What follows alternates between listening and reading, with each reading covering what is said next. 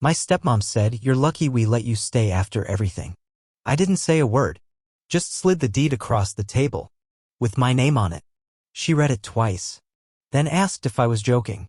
I am not joke. I, 27M, moved back home a year ago after my dad had a stroke. The house isn't huge, but it's been in our family since my grandfather built it himself in the 70s. After my mom passed away when I was 14, my dad remarried a few years later. That's when Diane entered the picture. She was tolerable at first. She didn't try to be my mom, which I appreciated, but we were never close. Polite, civil, distant, that's how I describe our dynamic. She had a son from a previous marriage, Eric, now 25, and while we weren't enemies, we definitely weren't friends either. After I left for college, things between me and my dad got more strained. He started prioritizing Diane and Eric in every way: vacations, financial help, even birthdays. I chalked it up to him trying to build a new family. Whatever. I kept my distance. Fast forward to 2023, I was living in another state, working remotely and renting. Then my dad had the stroke. Diane called me, crying, saying she didn't know what to do and that I needed to come home. I dropped everything and moved back within a week. At first, I stayed in the guest room, helped with groceries, drove my dad to therapy, sorted meds, paid for a part-time nurse when Diane said she couldn't handle the stress. It wasn't ideal, but I figured family steps up. I didn't pay rent. No one asked me to. I paid the utility bills. Covered repairs when the washing machine broke. When Eric lost his job and moved back in temporarily, I even gave him a few $100s to get back on his feet. They said thank you once. After that it was silence. Or worse, subtle digs. Diane would make little comments like, "You always did act like this house was yours," or "Not everyone gets to move home and play hero." I ignored it. Let it go. But something shifted a few weeks ago. And that's when this whole thing exploded. About a month ago, Diane started getting snippy more than usual. It started with a comment at breakfast. I had just made coffee and set a cup down for Dad like I always did. She walked in, looked at me, and said, "You know, it's starting to feel like you think this is your house." I looked up from my phone, a little thrown. "What do you mean?" She just smiled, that fake, tight-lipped smile, and said, "You've gotten a little too comfortable, don't you think? You're not a guest anymore. You're staying." I didn't respond. I wasn't going to start something with my dad sitting right there. But the shift was obvious. From that point on, every interaction was passive-aggressive. Sometimes just aggressive. Eric, her son, chimed in one night when we were watching TV. He came downstairs, opened the fridge, then said, "Wow, no leftovers again? It's like you're the only one who lives here." He knew I'd been buying groceries for months. I said nothing. Then Diane started locking doors. I came home one evening after picking up Dad's prescription and found the front door locked with the chain on. I knocked and she opened it 5 minutes later like nothing happened. "Oh," she said. "Didn't hear you." I realized then they wanted me out, or at least wanted to make me feel like I didn't belong. But I hadn't said a word, because I knew something they didn't, and it was almost time. A week later, Diane finally said it out loud. We were having dinner, me, her, Dad, and Eric, and the mood was already tense. My dad had made a comment about how much I'd been helping with the bills, and Diane visibly rolled her eyes. Then she put down her fork and said, "You're lucky we even let you stay here after everything." I paused. "After what?" She waved her hand like she didn't want to get into it. "You know what I mean. You dropped out, ran off, barely visited your dad. And now you think you're entitled to everything just because you're playing nurse for a few months." I was stunned. My dad looked confused, too. He started to say something, but she cut him off. "You've always acted like this house was yours. But it's not. It never was." I didn't respond. I just got up, picked up my plate, and walked it to the sink. But I felt the heat in my chest. Not from shame, from pure, focused clarity. Because what Diane didn't know was that 6 months ago, my dad had called me into his room while she was out. He handed me an envelope. Inside was the deed to the house with a notarized document transferring ownership to me. He said, "It's time you had something that's really yours. Don't say anything yet. Just hold on to it." I had it tucked away. Never said a word. Never even hinted. But that night, I opened the safe in my room, pulled it out, held it in my hands, and knew exactly when I was going to use it. After that dinner, things escalated fast. Diane stopped pretending to be civil. She started leaving chore lists on the fridge addressed to me, not Eric. Stuff like take out the trash or mow the lawn, your dad shouldn't have to remind you. Eric suddenly had opinions too. He'd walk past me and mutter, "Man, freeloading must be nice," loud enough for me to hear. I didn't bite. I kept doing what I always did: groceries, medical appointments, bills. I documented everything though. Saved receipts. Took photos. Recorded a couple of conversations on my phone. Not because I planned to sue or anything. Just in case. The worst part? My dad was getting more confused. His speech was slower. He forgot things. And Diane started controlling his schedule, telling me to stop overstimulating him with all my talking. One afternoon, I found out she'd canceled his physical therapy without telling me. When I brought it up, she said, "You're not his guardian. Back off." And that was the moment I realized something wasn't just off. It was strategic. They wanted me gone so they could take full control of the house, the finances, my father. Too bad for them. They had no idea the house wasn't theirs to take. What finally pushed me to act wasn't the petty insults or even the canceled appointments. It was what I found in the trash. I was taking out the recycling, like always, when I noticed a crumpled envelope with my name on it. Curious, I pulled it out. It was a letter. From my dad's attorney. It had been opened. Sloppily resealed. Inside was a copy of the revised will my dad had signed last year. It clearly listed me as the sole beneficiary of the house and any remaining assets. Dated. Stamped. Witnessed. And then scribbled in blue ink across the top was a note. "Find a way to fix this before he dies." My stomach dropped. Diane knew. Maybe Eric too. They'd gone through my dad's legal mail. Read things that weren't addressed to them. And they were panicking. I stood there in the driveway for a long time, letter in hand. I wasn't just unwanted, I was in the way. A threat to whatever fantasy future Diane had built in her head, where her son inherited the house and she got to play grieving widow with full control. They were willing to manipulate a sick man to get what they wanted. But I wasn't going to let them. The next morning, I made a few phone calls. I didn't tell anyone what I'd found in the trash. Instead, I called Dad's lawyer, the one who'd helped him transfer the deed. I asked if everything was still valid, still protected. He confirmed it was. The house was legally mine. Fully transferred. Diane couldn't touch it. Then I asked a question I'd been dreading. If something happens to my dad, is there anything they can challenge? He paused. Only if he was pressured to sign or if they claim he wasn't of sound mind. But with the documentation we have and the dates, the witnesses, it's solid. They'd have a hard time proving anything. I thanked him, hung up, and sat there at the kitchen table alone, holding that deed in my hand. I could feel Diane watching me from the hallway. She didn't say anything, just stood there, arms crossed. Eric passed by a few minutes later, smirked, and muttered, "Heard you were digging through the trash now." Classy. I didn't even look up. I wasn't reacting anymore. I was preparing. That weekend, I moved my valuables, laptop, hard drives, documents into a small storage unit. Quietly. No fuss. I also installed a lock on my bedroom door. I wasn't scared. But I wasn't stupid either. Because I knew exactly how this was going to end. And soon, so would they. The opportunity came faster than I expected. One night, Diane decided to have a family dinner. That's what she called it. She said she wanted to clear the air and move forward. I agreed.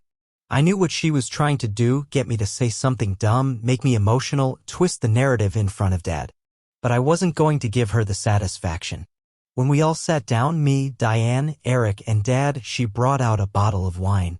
"To family," she said, raising her glass. Eric grinned. Dad nodded slowly. I just sipped water. Then Diane started laying it on thick. "I just think we all need to recognize what everyone's contributing," she said. "Eric's been looking for work nonstop. I've been handling Dad's meds and appointments." I stopped her. Calmly. "You canceled his therapy." Her face twitched. "That's not what happened." I turned to Dad. "Did you know your appointments were canceled?" He blinked, looked confused. "What?" Diane jumped in. "He doesn't need the kind of stress right now. You asking questions, getting him worked up, it's not healthy." Then she smiled sweetly. "Maybe it's time we talked about your future here, though. You've been staying here a while, rent-free. Eric laughed under his breath. Yup. I let the silence stretch. Then I said, you're right. We should talk about the future. I reached into my folder and slid the deed across the table. My name bold, clear, and legally binding. The room went dead quiet. Diane didn't move at first. She just stared at the paper like it was in another language. Then she looked up at me and actually laughed. Short, breathy, fake. You're joking.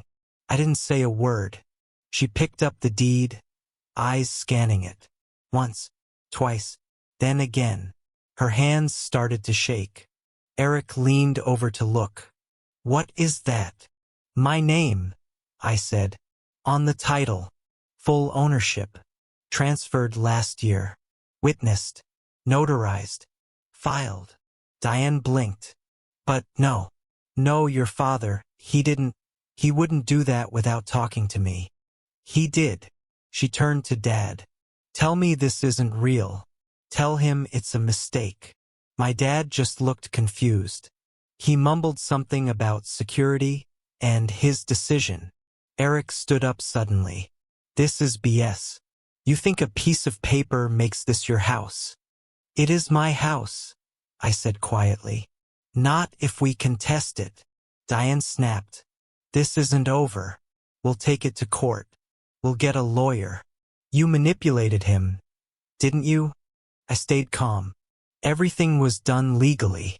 It's over. She threw the paper across the table. You ungrateful little parasite. After everything we've done for you. I stood up, tucked the deed back into my folder, and said one thing before walking out. No. After everything I did for him. You just lived here. I left them sitting there, stunned, silent, scrambling. And I didn't look back. The next morning, Diane pretended nothing happened. She was in the kitchen humming, frying eggs, acting like we hadn't just detonated the truth in the middle of dinner. Eric wasn't around. I assumed he stormed out after last night, or maybe he was trying to figure out how to spin the whole thing in his favor. Dad was quiet, tired. He seemed smaller somehow, like everything was catching up to him at once. I poured coffee, sat down, and waited. Finally, Diane turned to me and said, So, what now? You gonna kick us out? I looked at her, really looked, and for the first time she didn't seem confident, she looked afraid. I haven't decided, I said. She scoffed. You're seriously going to evict your sick father? I'm not evicting him, I said. But you, Eric? I haven't seen either of you contribute $1 or a minute of honest care. She crossed her arms. This house was meant to be for all of us. No, you just assumed it would be. She opened her mouth to argue, but I cut her off. You've been using him, undermining his care, and treating me like a squatter in a house he gave me. She didn't deny it. She just said, You're going to regret this. But I didn't flinch, because in that moment, I finally felt something I hadn't felt since the day I moved back in. Control. By that afternoon, Diane was in full damage control mode.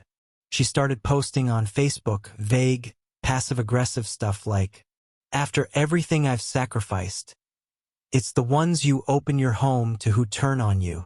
Mutual friends messaged me. Are you okay? What happened? I didn't respond. Eric came home that night, loud, slamming doors, stomping through the hallway. He didn't say a word to me, but I heard him mutter to Diane, He can't legally make us leave. Not without notice or something. He was right partially, so I gave them notice. The next morning, I typed up a formal 30-day eviction notice and left 2 copies on the kitchen counter. One for Diane, one for Eric. They saw it before I left for Dad's doctor's appointment. When I got back, it was gone. No confrontation, no yelling, just silence. Until dinner, Diane sat across from me, sipping wine like it was any other night. Then she looked up and said, You're making a big mistake. You think this house will protect you? You'll be alone. I stared at her. I already am.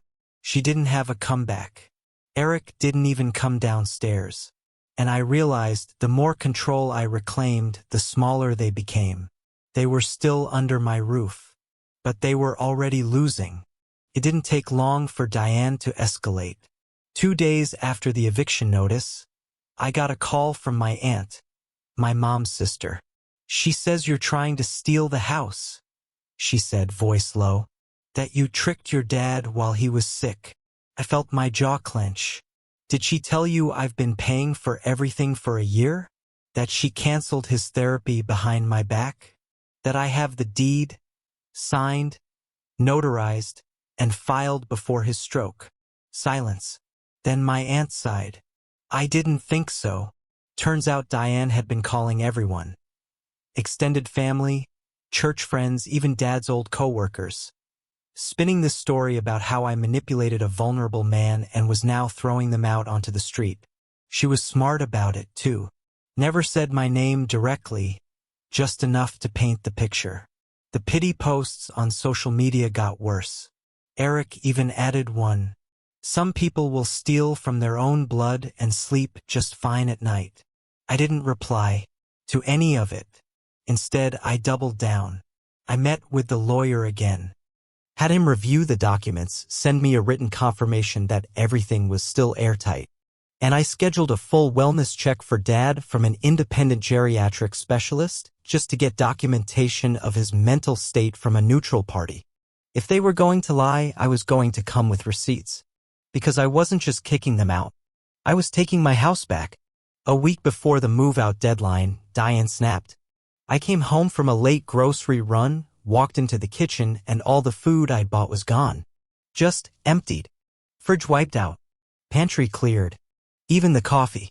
She was sitting at the table, filing her nails. Must have been a mistake, she said without looking up. Eric was on the couch, pretending to scroll his phone. I didn't react. I walked past them, upstairs, and locked my door. The next morning, they were both gone when I woke up, but my room had been rifled through. Not trashed, but obviously searched. My desk drawer was slightly open. One of the closet doors ajar. My charger unplugged. They were looking for something. Probably the deed. Didn't matter. I'd moved the original to a safety deposit box days ago. I installed a camera in my room that afternoon. When they came home, Diane saw the red light. What is that? Security, I said flatly. For what? I didn't answer. The message was clear. I see what you're doing. And I'm done pretending I don't. Eric muttered something under his breath and stormed upstairs. Diane just stood there in the hallway, staring at me. Then she said he should have left it to me. That was the first time she admitted it out loud. I nodded slowly. Yeah, but he didn't. The final day came with zero drama, which honestly felt like the biggest surprise of all. I'd given them 30 days. I stuck to the letter of the law. I didn't raise my voice, didn't retaliate, didn't touch their things. I even printed out a list of local rental listings and taped it to the fridge halfway through the month. Petty? Maybe. But legal? Absolutely. When I woke up that morning, the house was quiet. Too quiet. I went downstairs and the living room was already half empty. Boxes by the door.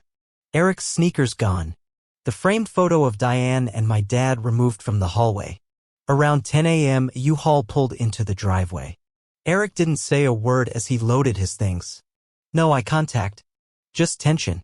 Diane came in once more to grab the last of her stuff. She passed me in the kitchen without a glance. At the door, though, she stopped. You'll regret this, she said. No venom. Just empty. I looked at her, calm. I already regretted staying silent. She lingered for a second like she wanted me to break. I didn't. She left. I locked the door behind her.